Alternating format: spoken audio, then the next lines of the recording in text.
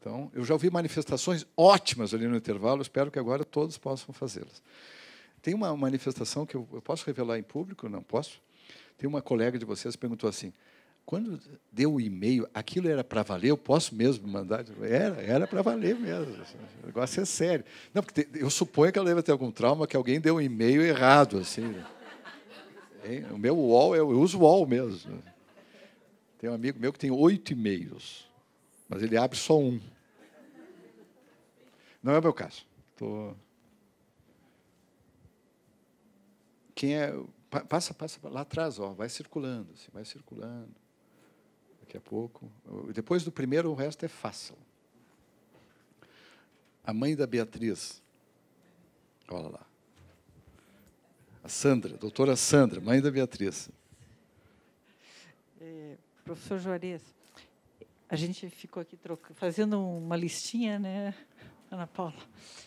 Nós queríamos saber se a gente pode usar a técnica do marshmallow na sala de audiência. Acho que sim. Acho que sim. Quem sabe aplicada assim com balinhas. O advogado entrar e a gente oferecer uma balinha para antes de começar a audiência e 2 para depois, no final da audiência, e a gente vai fazendo uma pesquisa. Quem sabe a gente colabora aí com... Olha, o ponto central é o seguinte, eu até brinquei com a história dos senadores, é claro que eu estava brincando, eu realmente comentei lá com eles brincando, mas o ponto central é que nós já sabemos o resultado, né? Já sabemos o resultado, e agora nós temos que fazer a propagação desse resultado, né? E retirar o preconceito exacerbado que há em relação... Posso ficar de costas? Não tem problema. Eu confio no senhor, mas... Assim, existe esse preconceito contra o autocontrole, né? Isso é um problema sério da nossa cultura. E autocontrole não quer dizer repressão, né? Nós associamos isso, Freud, repressão. Não, autocontrole é o sujeito deliberadamente formar suas predisposições. E se uma predisposição não está bem, por exemplo, o sujeito ele percebe os seus vieses. Né? Vocês vão ler lá o CVM comportamental. Né? Não sei se alguém já baixou aí. Aqueles 3 volumes, são pequenininhos, fáceis de ler. Até seria bom depois vocês dizerem o que acharam. E eu repasso para o pessoal da CVM, que eu acho um trabalho importante esse da educação financeira. Então, usar, esse é o tema do meu artigo, é usar da revista, do artigo em homenagem ao ministro Teori, usar deliberadamente a mudança de hábitos mentais a nosso favor. Criar novos automatismos. Isso nós podemos fazer. O que nós não podemos fazer é viver sem automatismos. Não tem como. Então, ou o sujeito está pré-condicionado a ser imparcial ou a ser faccioso. Ele pode programar, mas não tem escapatória. Tá? Então, o segredo é Aristóteles. Virtude é hábito mental, é hábito. É criar uma segunda natureza. Isto não se faz, às vezes, facilmente. Exige reiteração no tempo. Né? É como formação de músculo. A virtude também exige exercício. Tá? Outra questão que eu acho muito interessante é... que eu tenho dito para os meus colegas advogados, o nosso Código de Ética foi alterado em 2015. E ali se consagrou algo muito importante. E é uma mudança de chip, mas que ainda precisa ser difundido. Então, vocês podem nos ajudar a difundir isso. Todo advogado brasileiro, leiam lá, por favor, público ou privado. Eu não gosto dessa expressão público-privado, mas, enfim, é só para entender. Todo advogado brasileiro, antes de mais nada, tem que tentar resolução consensual. Tá? É o código de ética nosso, sabiam? E eu me lembro, até foi um amigo meu que me contou os bastidores disso, eu não participei desse debate na época, Mas aí eles colocaram lá adiante, isso é bem no início, e lá adiante tem uma cláusula preservando os honorários. Pronto, a pessoa não fica... Está bem? Esse é um ponto importantíssimo. Por exemplo, arbitragem. Nós, árbitros, temos o dever de procurar a solução consensual. Pelo menos tentar pensar uma solução consensual. Está na lei de arbitragem. Isso é um exemplo de mudança de chip.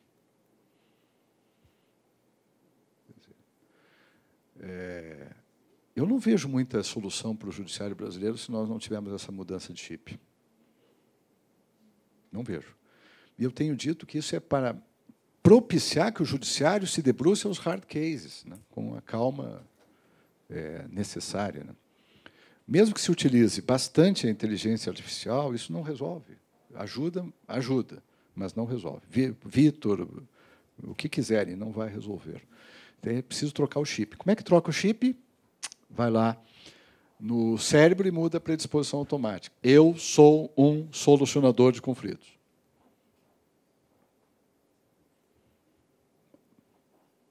Eu defendo uma parte, mas está bem, mas o meu compromisso é resolver um conflito de uma forma digna para o meu cliente, de uma forma honrosa, mas resolver um conflito e, se possível, num jogo win-win. Não é? Pronto. Isso, eu até mencionei, as coisas estão acontecendo, é que a gente só vê notícia negativa, né? Mas tem, assim, milhares, só a AGU foram 160 mil conciliações, e que eu saiba, sem nenhum problema maior. Eu não vi, pelo menos, nenhum problema maior nessas. Não apareceu nada assim que pudesse ser preocupante, que eu saiba. Né? Então, isso é uma mudança de... Um exemplo importante. Eu tenho dito isso para os colegas. Eu faço um pouco mais de, sabe, de eloquência da coisa. Né? Deontologicamente, nós temos o compromisso de resolver os conflitos de maneira consensual, antes de mais nada. Se não houver solução, então, sim, vamos para o adversarial. E mesmo no adversarial, não vamos perder de vista a necessidade de uma solução razoável para todos. Pronto, fica bonito, não fica? Mas não é só bonito, eu acredito piamente nisso. Tem alguém que levantou ali, ó, doutor, só tem que dar o nome. Meu nome é Fabrício, eu sou juiz lá em Toledo, no interior do Paraná. Magnífico. Semana passada eu estava lendo um manual de educação de pais que têm filhos adolescentes. Ele dizia que os pais têm que se preocupar mais com o que os filhos fazem e menos com o que eles sentem. Por o fazer correto, gera sentimentos corretos. Essa é a posição de Aristóteles sobre a virtude exercitada ou é um conceito diferente? Não posso dizer, eu discordo. Se eu disser eu discordo, eu estou caindo numa contradição monumental, né? Então, isso não posso dizer. Não, mas eu acho uma boa ideia o que foi dito. Pronto. Porém... Entenderam o truque? Entenderam o truque? É isso. Já entenderam o truque. Gente, agora falando sério. Gente, não dá para... a gente pratica diferente. Diz assim, Vossa Excelência, com a devida vênia, disse uma barbaridade. Né? Isso também não ajuda. Né? Mas o Vossa Excelência dá uma amenizada inicial. Assim, né? Lá no Senado é muito comum isso. Vossa Excelência, que me perdoe, mas data vênia, o senhor é um monstro. Assim, não, mais ou menos isso. Está bem. Agora, hoje em dia, o pessoal já está esquecendo até a Vossa Excelência. Isso é um problemão. Né? Mas, voltando, então, respondendo a sua pergunta, e talvez seja uma influência muito grande do Jonathan Haidt e outros que estão pesquisando isso, psicologia social, não dá para separar assim sentimento de fazer, porque o automatismo não se faz só pelo exercício se ele não estiver acompanhado de sentimento. E outra coisa, Antônio Damasio, razão e sentimento trabalham juntos. Tá? E terceira coisa, não tem como formar hábito virtuoso sem que o sentimento, de alguma forma, mude. Então, não dá para separar assim. Essa é uma separação que diz assim, olha, o importante é o resultado, não interessa muito como é que a pessoa está se sentindo, isso não vai dar certo a longo prazo. Tem que saber, sim, como os filhos estão se sentindo e, mais do que isso, tem que ver se é possível encontrar resultados que provoquem sentimentos de retroalimentação dos resultados positivos. Isso sim. mas não dá para separar. Gostaram do meu porém aquele? Mas nada contra o manual, acho ótimo, tudo bem. Então. Me permitiu um exercício concreto do que me testou. Mas, olha, antigamente eu não era assim, gente. Eu não era assim. Também, com 20 e poucos anos, isso é absurdo. Aristóteles nunca diria isso. Não se faz, viu? Eu já criei um enorme... Aí ele vai lá e conta para o autor do manual, o sujeito, eu nunca vou saber quem é, mas me odeia para o resto da vida. Não, o sujeito está dizendo uma coisa interessante, só que seria bom que ele olhasse a questão da retroalimentação do sentimento / experiência. Né? Ficou bonita essa frase, né? Até eu gostei. Né? E, doutora Morgana? Quem é que tem lá? Oi.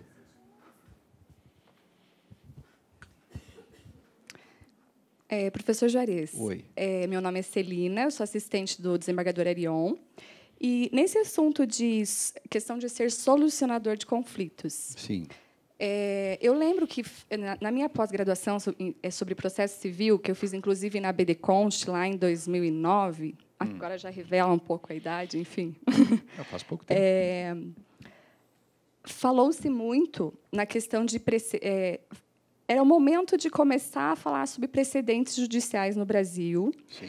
E entrou-se numa discussão de um artigo, no estudo de um artigo, com o professor Sérgio Arenhardt e o professor Marinoni, no sentido de que, trazendo que nos Estados Unidos tem muito essa ideia de, antes das partes irem ao judiciário, ou a um juízo arbitral, que seja, elas se sentam com o advogado, e o advogado tem a postura de falar para cada uma delas, ou cada uma com os seus respectivos advogados, qual é a chance de êxito, e eles mesmos orientam não ingressar com a demanda. Algo totalmente diverso que nós vemos no Brasil. Como o senhor comentou agora há pouco, tem que mudar a mentalidade do próprio advogado, é o que parece, assim, do advogado e das partes. A minha dúvida é no sentido assim, lá na época da pós-graduação já foi falado, exige-se uma mudança de cultura, leva-se algumas décadas para isso. E defendia-se a vinda dos precedentes, que hoje nós já vemos uma questão mais aplicável, embora não seja exatamente o sistema de precedentes da Common Law. Estamos caminhando para isso. Qual seria o papel agora, nos próximos anos? Seria realmente os advogados que teriam que evitar esse perfil combativo, que nós vemos que ou é cultural, são as próprias partes que já... sei lá, digamos, na questão trabalhista. Vou botar na justiça, já tem faz alguma coisa errada e não se pensa na conciliação. Qual que seria a mudança necessária? Educação, questão realmente da postura do advogado, os juízes tentarem mais a conciliação, esses meios eficazes de conciliação, treinamentos, cursos. O que o senhor pensa a respeito? Na múltipla escolha, eu fico com essa última. Eu cravaria nessa última. Eu acho que todos nós, não só os advogados, todos nós temos que ter um preparo, isso não é fácil, para uma cultura não adversarial. Para algumas culturas é mais fácil, a japonesa, por exemplo, mas não é fácil de modo geral. Não é fácil nos Estados Unidos também, viu? Não vou entrar nesse pormenor, mas é um sistema que eu conheço bem. Está tudo certo o que tu falaste, mas é um sistema que eu conheço bem. É um sistema que tem muitos problemas.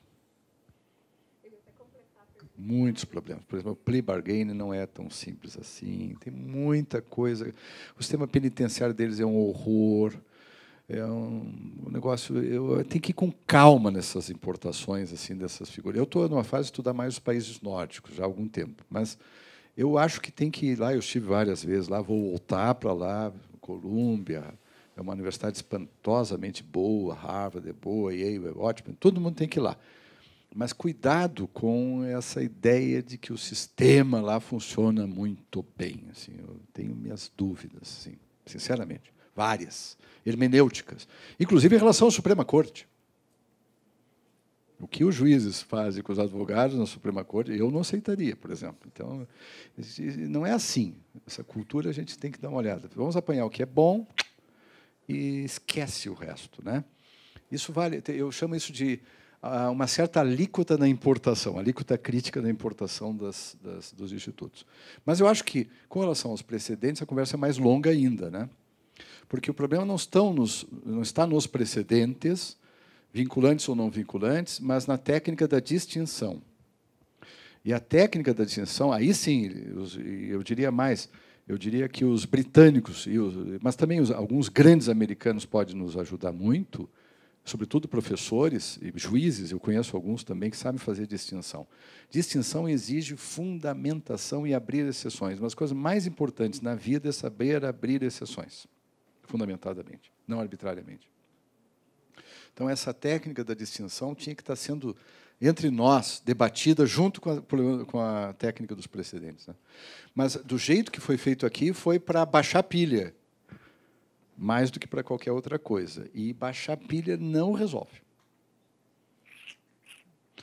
Bom, agora eu quero dizer o seguinte também, eu não sei se eu fui claro, mas eu vou tentar ser enfático nesse ponto. Nós não podemos sufocar os conflitos. Isso também me preocupa um pouco.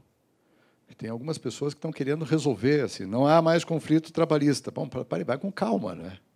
Há problemas no direito do trabalho, há problemas na vida, né?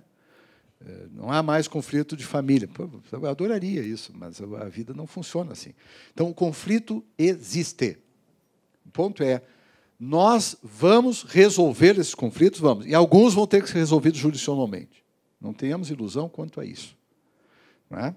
Tanto que uma das técnicas chaves de negociação é o BATNA. Já ouviram falar? Da Escola de Negociação de Harvard, que eu já citei. Só para não ter a de Colômbia, que é tão boa quanto, mas vou ficar nessa para não gerar confusão. Então, Best Alternative to Negotiated Agreement. Nunca ir para uma mesa de negociação sem saber qual é a alternativa ao acordo. Então, o sujeito vai para a mesa, né? Eu, por exemplo, se for o negociador, do outro lado é o escritório que está negociando comigo, né, em nome do cliente dele, eu vou para a mesa, eu já sei perfeitamente qual é a peça judicial que eu vou usar.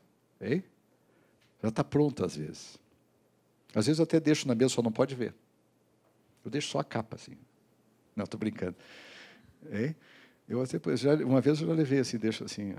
Gente, isso aqui não é ameaça, está pronto.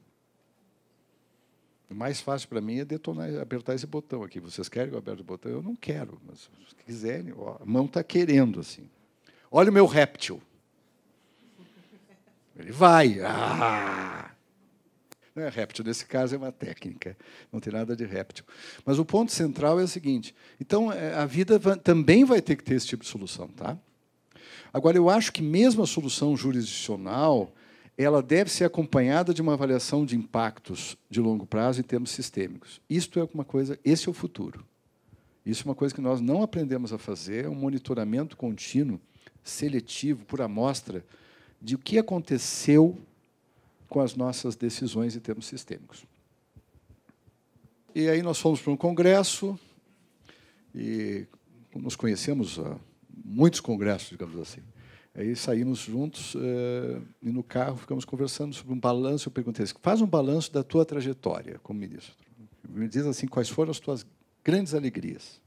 Ele fez 1, tal, eu concordei, 2, tal, eu concordei, 3, eu fiz para ele assim, amigo pode, né? Esse eu tenho dúvida. Doutor Morgana, eu não tinha dúvida. Eu achei que foi uma decisão errada, mas eu estou sendo educado, porque a pessoa não pode assim, ser tão duro, né? Mas eu acho que foi uma decisão errada. Mas eu disse, eu tenho dúvida. E eu disse para ele o seguinte, tu fizeste uma avaliação de impacto sistêmico disso? Vou te dar 4 efeitos colaterais para pensar e me ajuda a ver se isso foi um acerto ou não.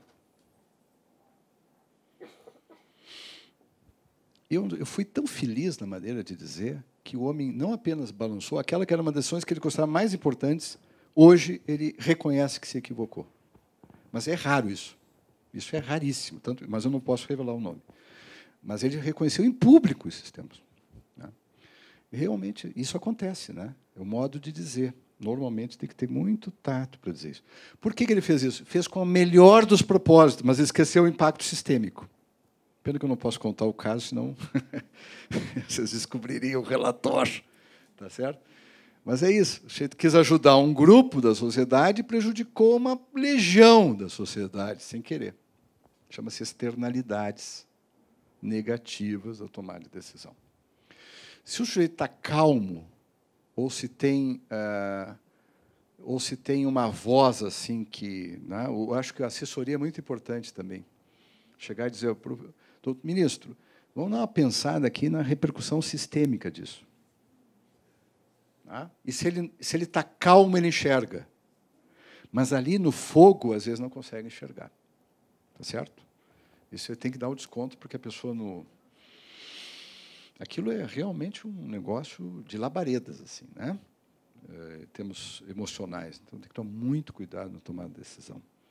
Então, mesmo uma pessoa absolutamente, genuinamente boa, pode tomar decisões se não submeter à avaliação de impacto. Então, o que esses textos que eu mandei para vocês, não, sugeri que vocês baixem, se não conseguirem eu mando, é o seguinte, tem um checklist de decisão. Eu acho que, pelo menos as decisões mais difíceis... Eu faço checklist das minhas decisões mais difíceis. Eu faço. O Darwin, que eu elogiei há pouco, eu fui a Downhouse, a casa dele, né? Um pouco longe de lá. Está um documento que eu já tinha visto na autobiografia dele, que eu acho fantástico. Assim. Ele não foi feliz, ele foi super feliz com a Emma. Super feliz. O casamento assim, dos mais felizes que eu conheço na história das autobiografias que eu li. E é uma família maravilhosa. Ela foi genial. Ele teve uma grande dor, ele perdeu uma filha que era ligadíssima a ele, e tal, e sofreu bárbaro. Isso tudo está na autobiografia, se não ler, não leio. Mas uma coisa que aparece na autobiografia, e eu vi o texto lá em Downhouse, que é muito interessante, muito bonito de ver. Ele, antes de casar, ele faz, por escrito, assim, prós e contras do casamento. É genial isso. Eu acho que tem que fazer esse tipo de análise. Trade-offs. Né? O que eu vou ganhar com casar com a Emma? E ela depois ficou sabendo da história, claro. Né? Deu superávit, deu benefício líquido a favor da Emma. E deu super certo. Eu acho que tem que ser assim. Não é? E isso é porque o córtex pré-frontal dele era avantajado, isso ajudou. Entende? Mas é bem divertido, assim, as coisas... Eu mostro assim para os meus amigos, olha aqui, ó, antes de casar, dá uma olhada nisso aqui. Mas eu acho que a tua mulher passa por isso, mas dá uma olhada. Dá uma olhada. Se não passar, negocia para ver se melhora esses itens aqui. Vale a pena ver. Baixe depois, assim, está na internet, os prós e os contras de casar com a Emma. E bom porque a história tem final feliz, né? Um casamento maravilhoso. Ela era uma pessoa genial e foi chave na vida dele. Chave, absolutamente decisiva. Assim, uma pessoa... Por trás de todo homem existe... Uma mulher está errado. Aí está uma pré-compreensão errada. Ao lado, e às vezes acima... Bom, mas isso é outro detalhe.